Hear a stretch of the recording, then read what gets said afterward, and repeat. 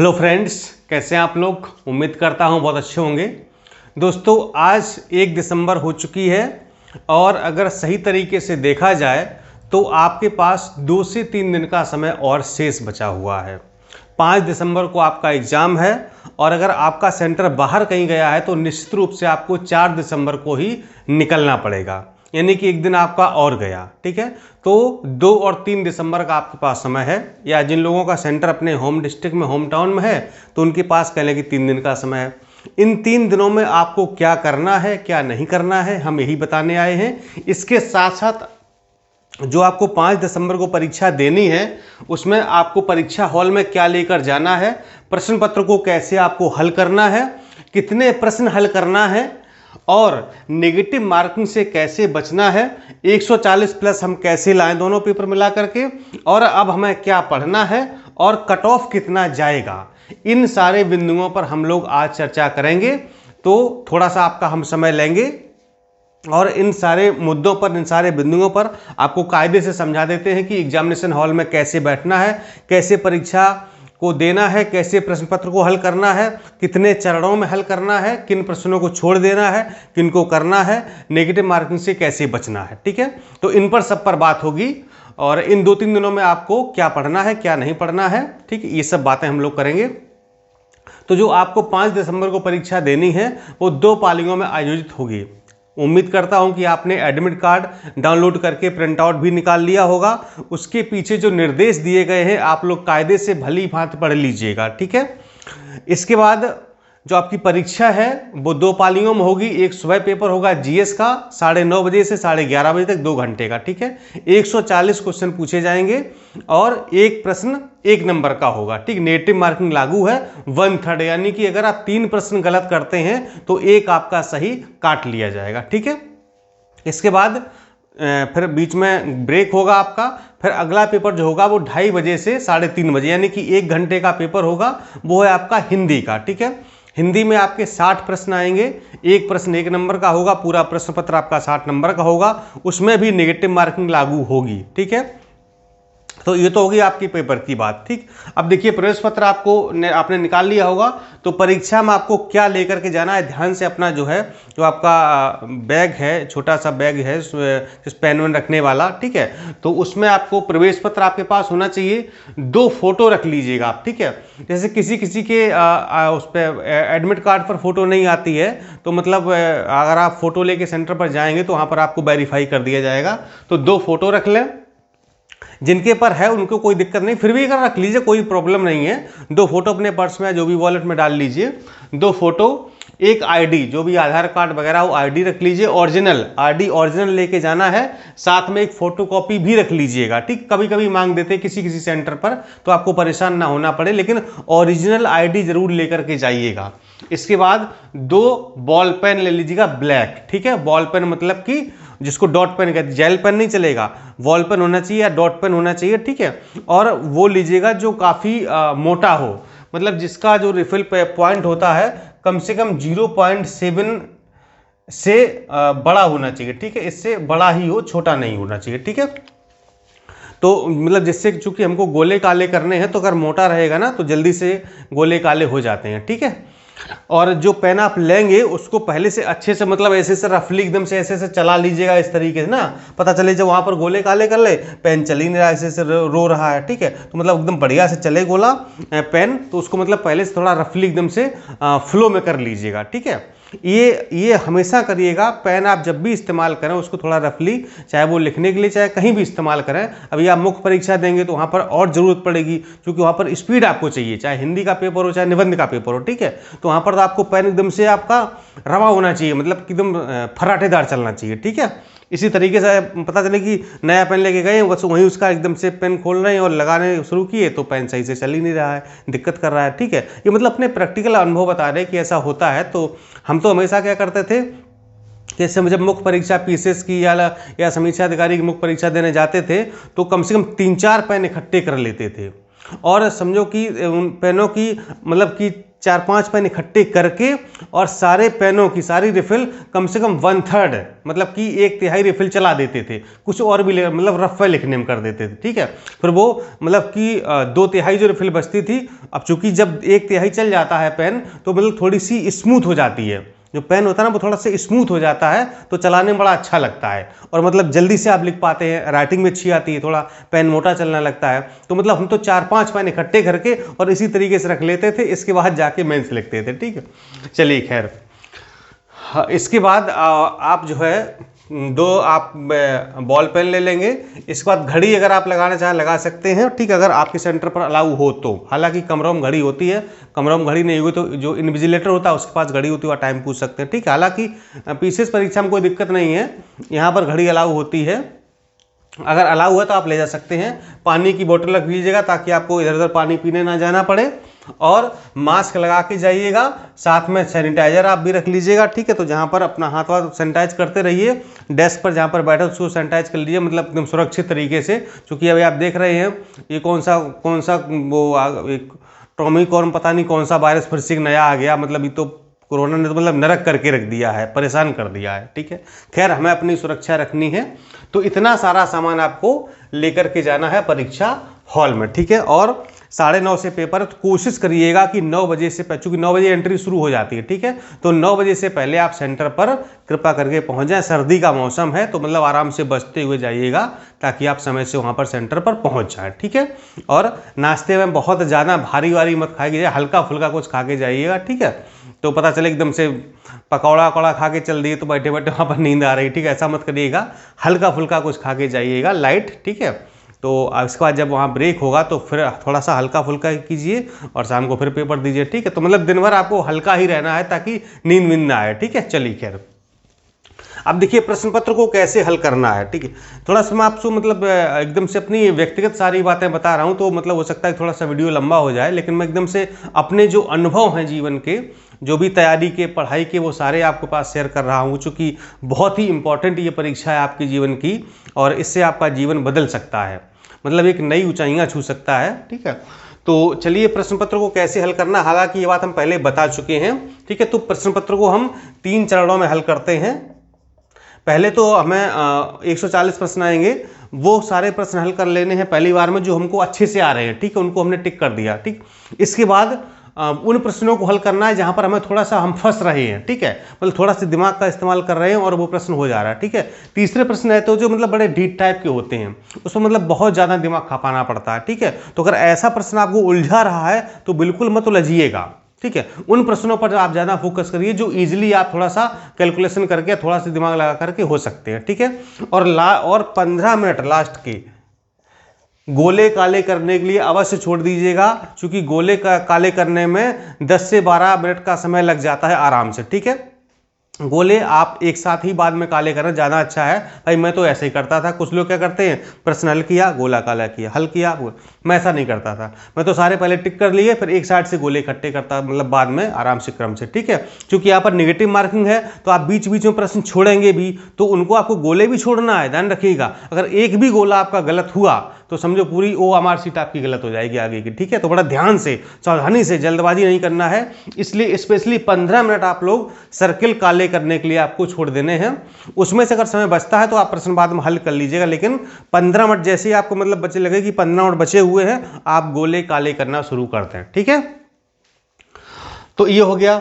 अब कितने प्रश्न हल करना है, ठीक है। देखिए मैं कहूंगा कम से कम आप 125 प्रश्न हल करके आए, ठीक है, 125 प्लस, 125 से कम तो ना, मतलब मैं 140 जो आएंगे जीएस में, आप 125 से कम तो हल ना ही करें, ठीक है। और अधिकतम आप 130, 135, 100, मतलब जितने आपको अधिकतम आते हैं, ठीक है। भाई ये मतलब रिस्क लेना पड़ेगा। आप सोचेंगे सर मुझे नहीं आता है और मैं तो, मुझे 80, 85, 90, 100 आते तो मैंने उतना ही करना है। भाई प्रश्न गलत होंगे 100%। अगर आपने 100 किए, मैं गारंटी के साथ कह सकता हूं आपका सिलेक्शन कभी नहीं होगा अगर आपने 100 प्रश्न किए। क्यों? कितना भी कर लो आप, 100 अगर आप सही करके आओगे ना, कम से कम 10 से 15 प्रश्न गलत होंगे, 100% होंगे। अब नेगेटिव मार्किंग निकाल के आप जोड़ लीजिए कितना बचा। और अगर आप 125 करके आए और यहां पर अगर आपका 15-20 गलत हो गया ठीक है, तो कोई बहुत ज़्यादा फर्क नहीं पड़ेगा। अगर इसमें 100 में मैंने एक दिन हिसाब पूरा जुड़वाया था ना कि इसमें अगर आपके क्या बोलते हैं 125 में 25 भी गलत हो गए तब भी आपको पता कितने 92% सही बचे रहेंगे, 92 कम नहीं है, ठीक है ना। तो अगर आप 90 प्लस अगर आप हैं जीएस में तो आप बेहतर स्थिति में हैं, इसलिए 125-30 से कम करके बिल्कुल मत आइएगा, ठीक है। मैं तो यकीन नहीं करें, मैं फिर से बता रहा हूं, मैंने तो 135 या 36% किए थे 2017 जब प्री दिया था। इतने प्रश्न निगेटिव मार्किंग थी, पहली बार लोक सेवा आयोग ने 2017 के आरओ में ही निगेटिव मार्किंग लागू की थी। वो लोक सेवा आयोग का पहला एग्जाम था जिसमें निगेटिव मार्किंग लागू की गई थी, समीक्षा अधिकारी 2017 प्रारंभिक परीक्षा में, ठीक है। इसके बाद 140 प्लस कैसे लाना है, निश्चित आएंगे। अगर आपने जीएस 90 प्लस कर लिया, हिंदी में आप 55 प्लस करके आएंगे ही, ठीक है। तो हिंदी में देखिए कोशिश करिएगा कि 2-3% से ज़्यादा गलत नहीं होने चाहिए। 60 के आप 60 कीजिए, 59-60 कर दीजिएगा, या 58-59-60 इसके आसपास आप करिएगा, और 2 या 3% से ज़्यादा आपकी गलत ना हो, आप देखिएगा 55 के आसपास आ जाएंगे, ठीक है। तो 90 और 55 जोड़ लीजिए, 145 हो गया ना। तो हमारा यही टारगेट है कि आप जीएस में कम से कम 90, हिंदी में 55, 145 एकदम श्योर। फ्री माइंड आराम से प्री दे के आइए, 2-4 दिन आराम करिए, मेंस की तैयारी शुरू कर दीजिए, ठीक है। यही होना चाहिए फंडा। और भैया अब क्या पढ़ें हम, ठीक है। तो मुझे लगता है कि अब बहुत ज़्यादा कुछ पढ़ने की आवश्यकता नहीं है।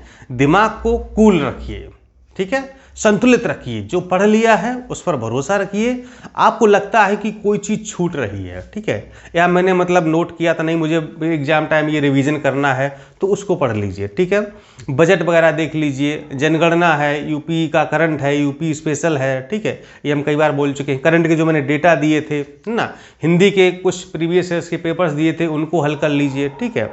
छोटी छोटी चीज़ें हैं, कुछ डेट्स वगैरह हैं, तो जैसे चाहे वो हिस्ट्री हो, ज्योग्राफी कोई भी हो, संविधान हो गया आपका, अनुसूचियाँ देख लीजिए, भाग प्रमुख देख लीजिए, है ना, कुछ संशोधन देख लीजिए, आप कुछ प्रमुख अनुच्छेद देख लीजिए, ठीक है। इतिहास में कुछ डेट्स देख लीजिए, कुछ आंदोलन वगैरह हैं, युद्ध वगैरह हुए, कब डेट वेट का वगैरह ये थी, ठीक है। इसी तरह की ज्योग्राफी में हो गया, ठीक है। तो मतलब इस तरीके से आप जो है बजट वगैरह थोड़ा ध्यान रखिएगा। यूपी का बजट हो गया, केंद्र का बजट हो गया, इकोनॉमिक सर्वे हो गया, ठीक है, डेटा वगैरह, तो ये सब बहुत ज़रूरी है। जनगणना हो गया, यूपी का, भारत का नगरीकरण, ठीक है।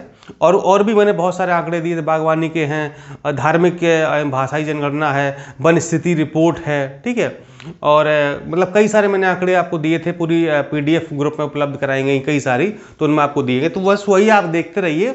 और जो आपने सीरीज वगैरह ले रखी है तो उसको आप लोग हल करते रहिए, ठीक है।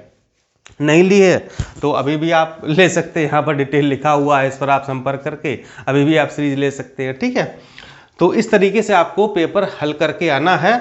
और भाई एक सीट आपको इस वाली परीक्षा में रिजर्व कर लेनी है किसी भी कीमत पर, आपने जिसकी तैयारी की हो, समीक्षा अधिकारी या सहायक समीक्षा अधिकारी की, ठीक है। एक सीट आप बिल्कुल मान चलिए कि जितनी वैकेंसी हैं, ठीक है, वैकेंसी वही करीब है 350, 370, मतलब 350 और 400 के बीच में वैकेंसी हैं, ठीक है। संभवतः अभी बिल्कुल एग्जैक्ट फाइनल नहीं कहा जा सकता है, तो 350 से 400 के बीच में वैकेंसी हैं, जिसमें समीक्षा अधिकारी की भी ठीक ठाक वैकेंसी हैं। तो उसमें से आप लोग एक सीट अपनी पक्की मान के चलें कि हमें इसमें जो है एक सीट निकालनी है, और 2021 की वैकेंसी में हमको समीक्षा अधिकारी या सहायक समीक्षा अधिकारी 100% बनना ही है, ठीक है। ये हमारा उद्देश्य होना चाहिए, ध्येय होना चाहिए। और रही बात कट ऑफ की, कट ऑफ कितना जाएगा, तो बस एग्ज़ाम हो जाने दीजिए, एग्ज़ाम जैसी होगा, पेपर होगा, उस और पेपर के आधार पर हम जो है, चूँकि अभी संभावना व्यक्त करना बिल्कुल बेवकूफ़ी होगी, क्योंकि जब पेपर ही नहीं हुआ है तो प्रिडिक्शन किस बात का, ठीक है। एग्ज़ाम होने दीजिए, कितने लोग, कितने % लोग एग्ज़ाम देने जाते हैं, कैसा पेपर आता है, इस पर डिपेंड करता है, ठीक है। तो तब तक कुछ सीटों का भी आइडिया लग जाएगा, तो इन सारी से पेपर का आपका कैसा आया, कितने नंबर ऑफ कैंडिडेट प्रेजेंट हुए और सीटें कितनी हैं, तो इन सारी चीज़ों पर उसका जो है कट ऑफ निर्भर करेगा। तो जैसे ही एग्ज़ाम होगा हम बस 1 से 2 दिन में मतलब पूरा विश्लेषण करके और आपको बता देंगे कि कितना कट ऑफ जाएगा इस वाले एग्ज़ाम का, प्री का, आप सेफ़ हैं या नहीं, आपका कितना हुआ है। और मुझे उम्मीद है कि अगर आपने अच्छी तैयारी की, आप 100% सेफ़ हैं, ठीक है। आपको मेंस की तैयारी करनी चाहिए, और 5 दिसंबर के बाद 2-4 दिन में आपको जो है मेंस की तैयारी प्रारंभ करा दी जाएगी, यानी कि मेंस का बैच भी जल्दी ही स्टार्ट हो जाएगा। तो आप लोग एकदम से बिल्कुल तैयार रहिए। और 10 अप्रैल 2022 से आपका मेंस यानी कि मुख्य परीक्षा प्रारंभ हो जाएगी। 4 महीने का आपको पास पूरा समय मिलेगा, जिसमें आपको पूरी हिंदी, पूरा जीएस, निबंध, पत्र लेखन, मतलब सब कुछ एकदम से पूरा कराया जाएगा। पूरी विधिवत तरीके से तैयारी होगी, सारी आपको पीडीएफ मिलेंगी, सारे वीडियो उपलब्ध कराए जाएंगे, एक एक पत्र आपको बिल्कुल उदाहरण सहित पढ़ाया जाएगा, पूरा लिख के बताया जाएगा। 15 से 20 आपको पूरे लिखे हुए निबंध मिलेंगे, 10 से 15 टॉपिक मिलेंगे और मॉडल पेपर हिंदी के होंगे। मतलब बहुत कुछ आपको मिलेगा पूरा एकदम से, मतलब कि आपको कहीं जाने की आवश्यकता ही नहीं है। ठीक है, तो एकदम पूरी तैयारी आप मेंस की करेंगे अच्छे से। लेकिन अभी आपका फोकस होना चाहिए प्री पर, कि हम प्री को अच्छे से करके आएँ, और प्री अगर आपका हो गया तो फिर कोई प्रॉब्लम ही नहीं है। मेंस बहुत ज़्यादा कठिन नहीं है, इसलिए आप निश्चिंत रहिए। ठीक है, मेंस में कोई नहीं, लेकिन थोड़ा प्री में कंपटीशन है। ठीक है, प्री अगर आपका हो गया तो मतलब मेंस होने के आपके चांसेस बढ़ जाते हैं। ठीक, तो ये सब सारी चीज़ें हैं, इसको आप लोग फॉलो करिए एकदम से बिल्कुल, और एकदम संतुलित दिमाग से बहुत अच्छे से मन लगाकर एकदम से ठंडे दिमाग से पेपर को हल करिएगा। और मतलब एकदम से कूल होकर के, मतलब अंदर से एकदम कॉन्फिडेंस होना चाहिए और एकदम से ऊपर से कूल, इस तरीके से आपको पेपर हल करना। ठीक है, मतलब बहुत हड़बड़ी नहीं मचानी है, और 2 घंटे का समय मिलता है, 140 क्वेश्चन हल करने के लिए पर्याप्त समय है। ठीक है, हाँ एक बात और, मैथ रीजनिंग के प्रश्न जो भी 10, 12, 14, 15 जो भी प्रश्न, मतलब 10 से 15 के बीच में आएंगे। ठीक है, जिसमें 3-4 मैथ के होते हैं, बाकी 7-8 आपके रीजनिंग के होते हैं। उनमें बहुत ज़्यादा उलझने की आवश्यकता नहीं है। जो प्रश्न आसानी से हो जाए उनको कर लीजिए, मतलब उनके पीछे जिद करके मत पड़ जाइए नहीं कैसे ही नहीं हुआ ये। ठीक है, बाकी जीएस पर मतलब थोड़ा सा आप टाइम दे दीजिए, और अगर थोड़ा बहुत कैलकुलेशन से अगर मैथ रीजनिंग हो जाती है तो अच्छी बात है, लेकिन उनकी पीछे मतलब बहुत ज़्यादा दौड़ने की आवश्यकता नहीं है। ठीक है, अगर मान लो 10 प्रश्न आए, अगर 10 में आपने 5-6 कर लिए सफिशियंट है। ठीक है, जीएस में आप बढ़ा सकते हो। ठीक है, अब चूंकि जैसे कुछ लोग हैं ना कि जैसे जो बायो बैकग्राउंड के होते हैं, जिनका मैथ वीक है, तो मतलब नहीं हो पाता है, तो कोई इशू नहीं है। मेरे साथ भी समस्या है, जैसे हमारी मैथ वीक होती है। ठीक है भाई, हम बायो के साइंस के स्टूडेंट रहे हैं। ठीक है, मैथ पर उतना फोकस नहीं था, तो मतलब बहुत ज़्यादा पीछे नहीं पड़ते हैं। हाँ, रीजनिंग हो जाता, रीजनिंग अपना सारा कर लिया, मैथ के 1-2 जो भी आसान थे वो कर लिए, वरना छोड़ दिए। ठीक है, जीएस पर अपना उतने नंबर हम बढ़ा लेते थे, फोकस कर लेते थे, तो इस तरीके से हो जाता था। ठीक है, चलिए फिर अब मिलेंगे हम लोग 5 दिसंबर को, जब एग्जाम हो जाएगा तो आपके पर लिए हम आंसर की लेकर के आएंगे और कट ऑफ लेकर के आएंगे। तो वही हमारी मुलाकात आपसे 5 दिसंबर, या मतलब 5 उतनी मुश्किल है, लेकिन 6 दिसंबर को आपसे हमारी मुलाकात ज़रूर होगी।